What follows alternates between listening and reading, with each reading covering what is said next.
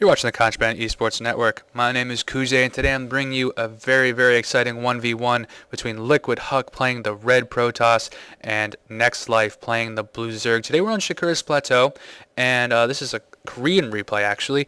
And so if you've watched any of our other replays, you've seen Nexlife play. He had a really, really good game against Ares actually, which is a very, very fun game and worth watching. So definitely check that out. So he's a very solid, he's top 100 Korean Grandmaster. And on the other side of things, playing this Red Protoss, we have the one, the only, the Liquid Huck. And he is definitely widely regarded as the best Protoss player out there right now. He is fresh off his win from DreamHack, and he's just a fantastic player. Very, very fun to watch, very creative. And if we take a look at what's going on so far, we see a pylon actually down here in front of this natural, so maybe he's expanding early before I can even really introduce him doing something a little bit different. Opting not to wall in against the Zerg at this choke, which was interesting, but he's a very confident player, very fun player to watch. But Nexlife is definitely no pushover. Great Zerg player. We watched him pull off some really nice maneuvering, and it should be a really great match, and hopefully it will be. We'll see what happens. Take a second to point out a couple of things that have been going on with CES, and our live stream is now up, and that can be found at justin.tv/CESN. We'll start getting content on there in the next couple of weeks. Our website is also under construction, so you can look forward to that in the next couple of weeks as well. Also, our CESN Player of the Week tournament is now going to be in its third week of running. We have Optical RH this week defending his throne against our highest sign-up. He is top 100 NA, North American rather, excuse me, Grandmaster. So definitely looking forward to seeing that this week. I'm going to have the one, the only, the Chocobo Rider actually commentating with me this week, because Octopus Rum has to go build a porch or something, which is unfortunate for him, but nonetheless it should be good. Now meanwhile, I'll get back on the game, quit my ramblings, and you see both players have gotten a hatchery and a nexus respectively up. A forge now coming up from Huck to defend this with a cannon presumably, and you see a spawning pool coming up from Nexlife as well. So pretty standard early expansion from him, but it's right in timing with Huck's, which is a little bit early for a Protoss player, and a very bold one at that. He really sort of just threw a forge out there, went for it, got that pylon up earlier as I mentioned. So it's going to be an interesting game. Already it's going to be an interesting game. You see one gas coming up from Nexlife. He's got that saturated, and that tells me he's going to try and get metabolic boost for some Zerglings early. So try and put on a little bit of early pressure, but take a look. Huck has this fully walled, which is very interesting, and I'm not exactly sure what he's going to be doing with that. Presumably going air, maybe some drop play. Not exactly sure. He's got two gas coming up now. So we'll see what kind of tech he gets behind this. You see a cannon here. Should be enough to hold off any pressure Nexlife tries to throw at him with these Zerglings that he's getting. Metabolic boost should be coming up in a second from him. He does have the gas at this point, and let's take a look at what he does. He's not getting it as early as, there it is. So he's getting it pretty early. So yeah, I mean, he's going to probably try and put pressure on here. You see a Overlord back here from Nexlife, just hanging out. This cannon almost getting it actually. Wow, it's down to 82 health.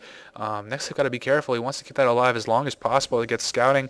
You don't want to sack an Overlord when you don't really have to. You see a Zergling out here. Nexlife saying this is a toss map, and partly because I guess he can't get up this ramp with these Zergling rushes.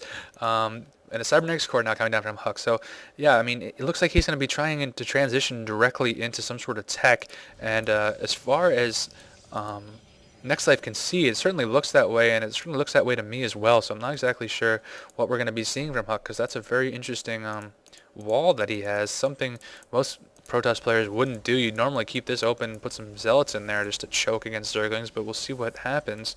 Nexlife does have this fully saturated as natural, and both players actually doing pretty well in terms of saturation. Take a look at the income tab real quick. 31 over 30, 32 over 30. They're fairly even in terms of income.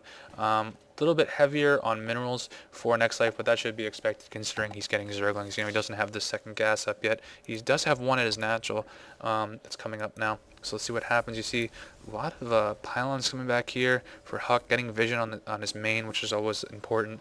Making sure there's no Nidus canals or anything weird going on back there. With this wall, it sort of forces the Zerg player to either go air or try and drop behind here or try and Baneling bust this. We don't see any sort of Baneling tech coming out from Nexlife, no Baneling nest. So I'm not really sure what Nexlife's plan is to get through that. Doesn't really seem to have one at this point.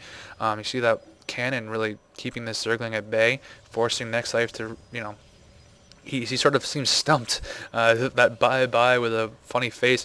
He doesn't really know what to do, and you got a couple of sentries up here. It looks like they've driven this Overlord. Wow, this Overlord is a trooper, living large with 35 health over here on this left side of the map. But yeah, Nexlife doesn't really know what to do, it seems. He isn't really getting a Spire up, or he's not getting into Mute Harass or anything like that. He's got an Infestation Pit coming up, so we're going to see some Infestors from him, but I'm not sure if he's going to be able to get through the wall with that. But Huck, it looks like, wow, look at this. It looks like he's gone ahead and gotten 1, 2, 3, 4, 5, 6, 7 with a 8th gateway down here at the wall. And wow, 8 gates for Huck. Very interesting play. So you thought you'd see some tech coming out from him, but Huck always surprises you, and there is no robo facility, no starport, nothing tech-wise like that. Cybernex core is here. Warp gate research is done. He doesn't have any forward pylons, I don't think, which is what you would think he would do. Nexlife saying 6 gates, so he must have seen that somehow. But there is a lot more than 6 gates, Nexlife. There are actually 8, so you got to be careful, buddy.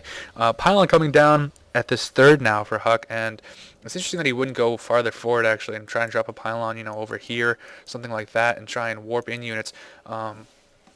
Because so far, neither player's really put pressure on the other. You see, Huck is actually right in time with Nexlife, it looks like, again on expansion, a little bit behind, but they're very even on expansions, which is weird from a Protoss player to be, in tandem with a Zerg player in terms of expansions the whole time. Normally Zerg players tend to get that first expansion much earlier, so that was a pretty early first natural expansion from Huck. And he has been using it pretty well. Now a robot facility coming down from him, so maybe transitioning into Immortals or Colossus. And we'll have to see. He had to get a robotics facility down, or boy oh boy, I'm having a rough day today. A robotics bay rather, excuse me, down to get those out. But nothing like that from him so far. But wouldn't be too surprised at all if we see that very soon from him. Now Nexlife is pushing out here. He's got a couple of Zerglings in front of some Infestors, and those Infestors, you want to keep them well defended. It looks like he's using these Zerglings for it, but those are nice force fields from Huck, but a nice infestation from Nexlife in response. But these Zerglings look like they're going to go down because this has sort of walled them in here. But wow, look how many sentries were just taken out with that fungal growth. Unbelievable fungal growth on Nexlife, and it looks like he's had enough. He's pulling off for now, and he got, looks like 6 or 7 stalkers from Huck right there, and that was a really nice play by him. Nice force fields to get those Zerglings down by Huck, but Nexlife, really great response. And he's got, I don't know why he's pushing again here, and this, I don't know about this angle. There's cannons coming in here from Huck now, and these are going to provide some pretty good extra defense. But nice infested swarm eggs coming down, but he's got to be careful with these infestors. They're getting too far away, and look at this. What is this force doing? I'm not sure what that was. Nice force fields here from those sentries from Huck. These cannons just cleaning these up, and that force that's come, what is this? Why is he sending things in on this right side? These are getting absolutely decimated. These cannons and these sentries doing a great job holding off this force on the left side. Huck, got to be careful with these forward sentries, but otherwise doing a great job there. And Nexlife really threw a lot of, look at how much blood is all over here. That's all Nexlife's blood, all spilling all over the map. He's got to be careful because that was, this plateau sort of gave him much more problems than it should maybe. He sent way too many units up that right side. I'm not sure. He split his forces, and there were just stalkers there, and they just cleaned them up. Look at 5, 8, 5.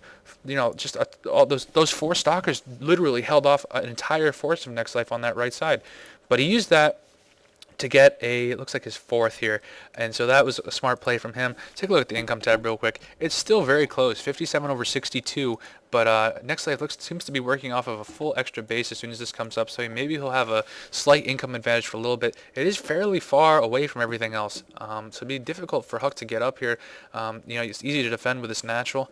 Normally this Shakuras can accommodate up to 4 players, so playing 2 people today, it's a little bit different. You see a Spire coming down from Nexlife, and you see that there is an external extended thermal lance coming up from Liquid Huck, so he does have a robotics bay here, and nice choke there as well, and so he's going to move into